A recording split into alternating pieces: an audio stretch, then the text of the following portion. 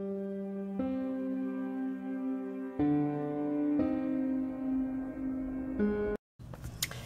guys, Cynthia here. I'm back with my 13 Haunted Projects of Halloween series, and today I'm going to share with you how to use this die.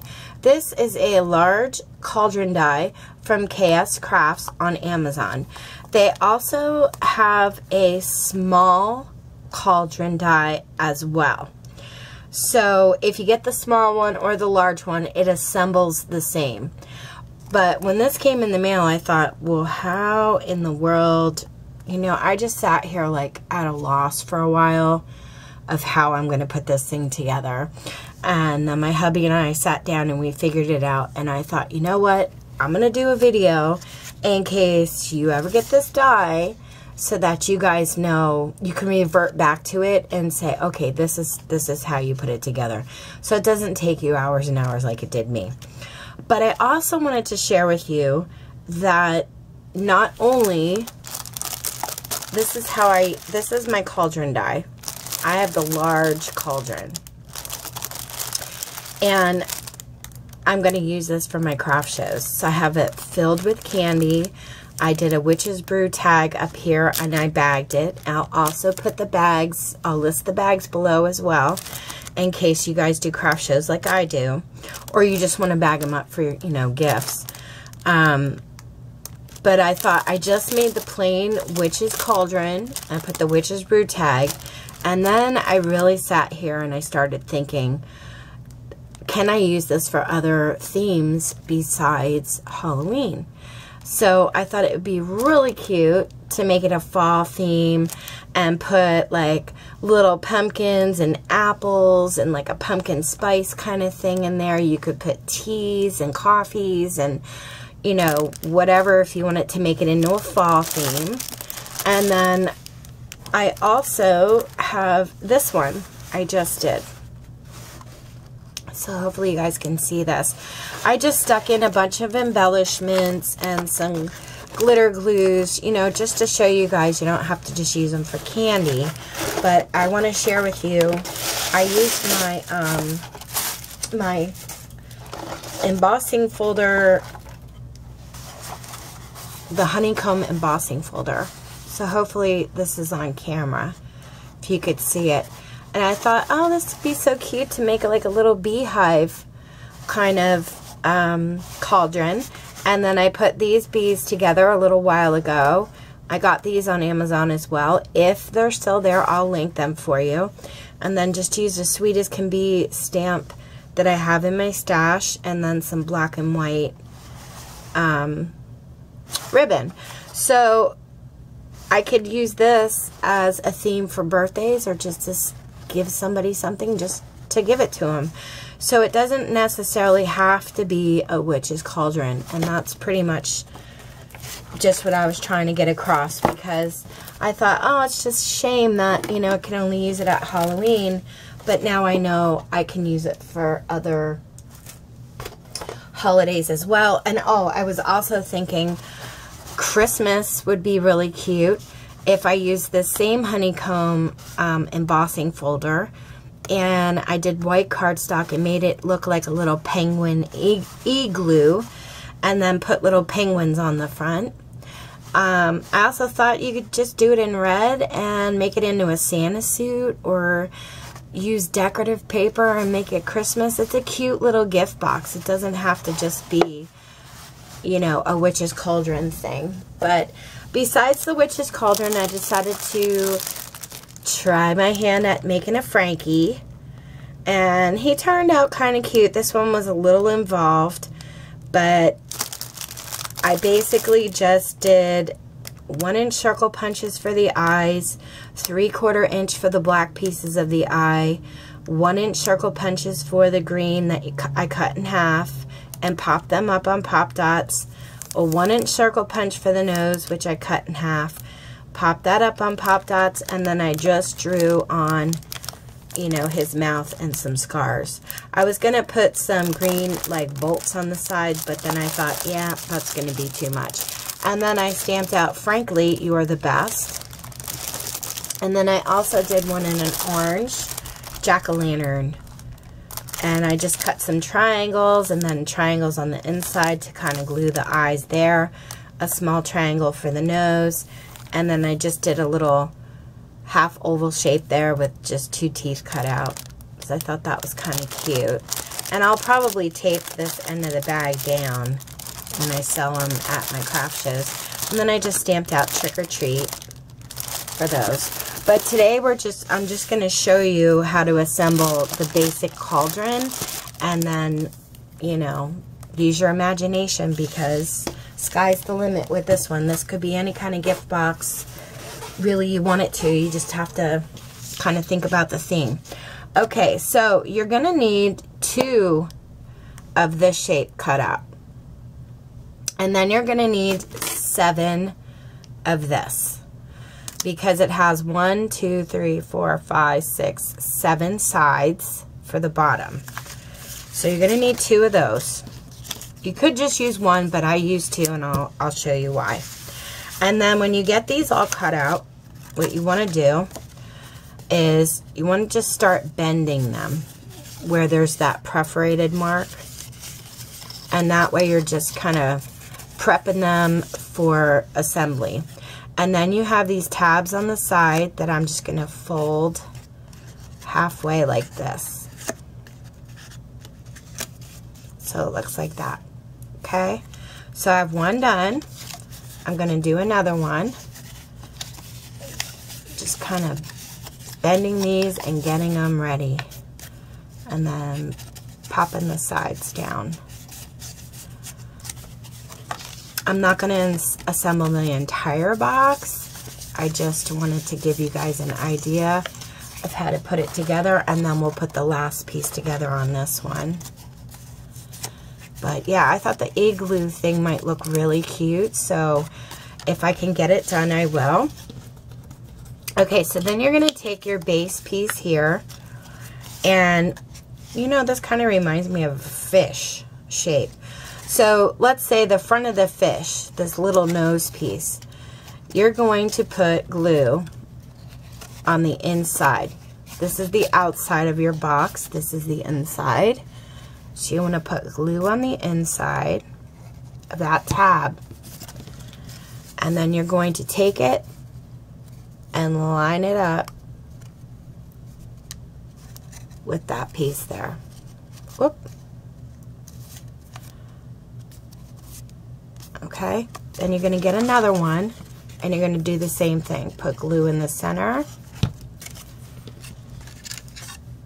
and then you're going to line those up so it doesn't go past that little point there. Okay, and then you have these tabs here on the side. So you're going to want to put glue on all of these tabs.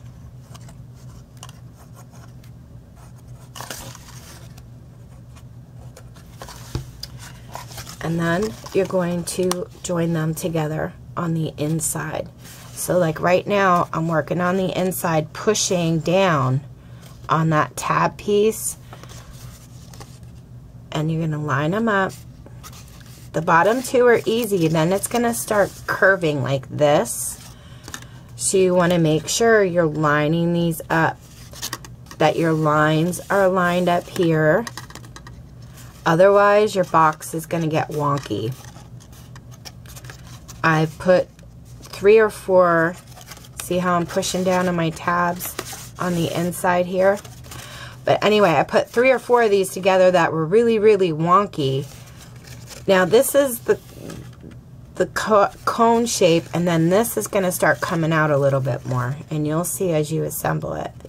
But as long as you get your sides together and push down that tab on this side, you'll understand what I mean in a second. But you kind of got to lift. This is the top part of your box. You want to lift that out a little bit so you can meet up these 2 sides.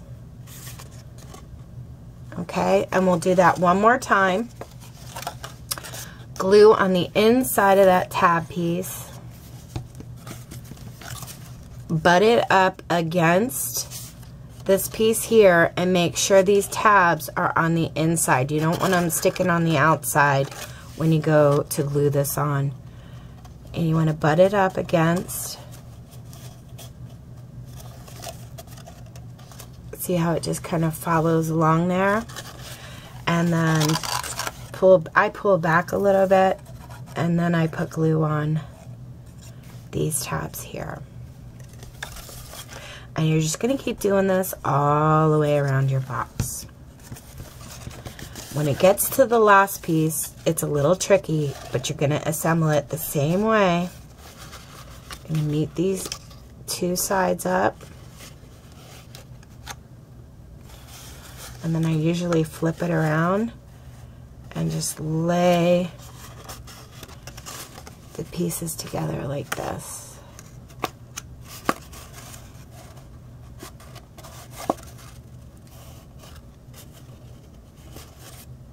Okay, and then you just make sure you have all those tabs nice and pressed on the inside. So you can see it's kind of taking its shape here. So you're going to do that with all of these, and it's going to look something like this. Okay, so now we have our last piece that we're going to assemble, and like I said, this one's a little tricky. Your best thing to do is just glue this tab on. Make sure these set of tabs are underneath.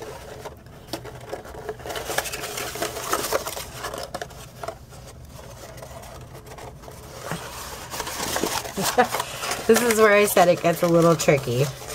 Okay, make sure the tabs on this side are underneath and this side, and just butt this up against. Oops.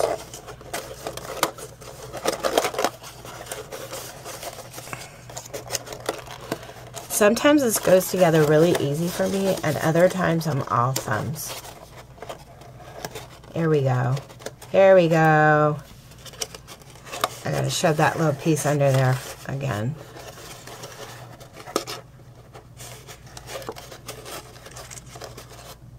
Okay, I got it. Now, you could put glue on these tabs here. And just have patience, because I used to get really frustrated when I first did these, but I've been doing them, putting them together a little while now, and I'm realizing it's starting to get a little bit easier. It's the last piece that you're going to have a hard time with. And maybe it'll go super easy for you. It's just I had the hard time. Okay, so you're going to glue these tabs, but then you're going to have to glue the other tabs, which is harder. So I have my fingers inside the box pressing up against this as I'm lining these up. You might not be able to see my fingers, but you get the point. And just take your time lining all of this stuff up. So now we have this section here. So you're going to want to get in there, put some glue. I tried to glue the tabs at the same time, and I ended up just getting glue all over myself. It was horrible. And the first box I did, I threw out. I was so frustrated. But now it's kind of just going to come together for you. You put your hand on the inside and make sure your pieces line up with the tabs. I have my thumb in here pressing down on the inside of the tabs and my thumb on the outside. The nice thing about the last piece is it actually does line up for you really well, because the whole box is pretty much put together.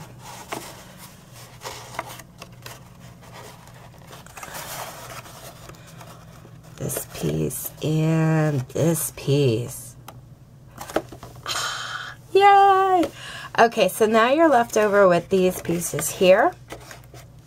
And basically what you're going to do is, if you could see, there's little tabs in here. And you kind of want to cover those up, so that's why they give you this extra piece to glue and fold down over the tab so it has a nice finish. I mean, you could just flip them in, I guess, if you wanted to, and not glue them, but I like them glued down. Okay, so I'm gonna put glue on the inside and flip that first piece down. And it's going to cover up the tab that's right there.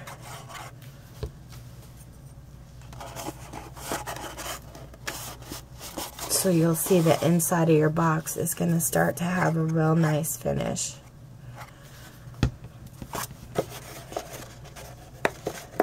Now, last I looked on Amazon, they still had large and small cauldron boxes left.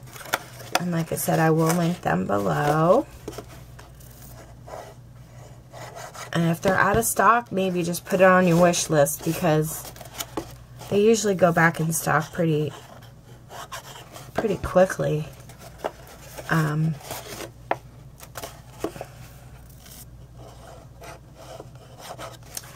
Like I had, they ran out of the small, and I had it on my wish list, and oh, I'm done. Okay, and that's it, guys. That's how you assemble this Chaos Crafts little gift box. Now, the bottom here is not finished very nicely, so I cut, like I said, I cut an extra one of these out, and I'm just going to glue this on the bottom. Anyway, I had the small one on my wish list, because that's the one I originally wanted. And I'm just going to put my finger on that for a second and then flip it over and press down on the bottom so it's nice and adhered down. Okay, and that's it. You can fill it with whatever you'd like. Entirely up to you. But I had the small one on my wish list for a long time, and I was waiting and waiting, and I'm like, you know what? I'm just going to grab the large one. I'm just going to play around with the large one, because I could always use it for home decor. And then I got the large one. I absolutely fell in love with the large one. I figured out, you know, that I was going to do these for my craft shows. And no sooner did I buy that one than they got the small one back in. So I may go and get the small one. I haven't decided, but I just really like this big one. I think it's really cool. You can put all kinds of treats and little gifts in it, and give it out at Christmas time, or you know, to your coworkers. You could send it in the mail if you wanted to, in a box. But all right, guys, if you have any questions, let me know. Thank you so much for watching. Take care and happy crafting.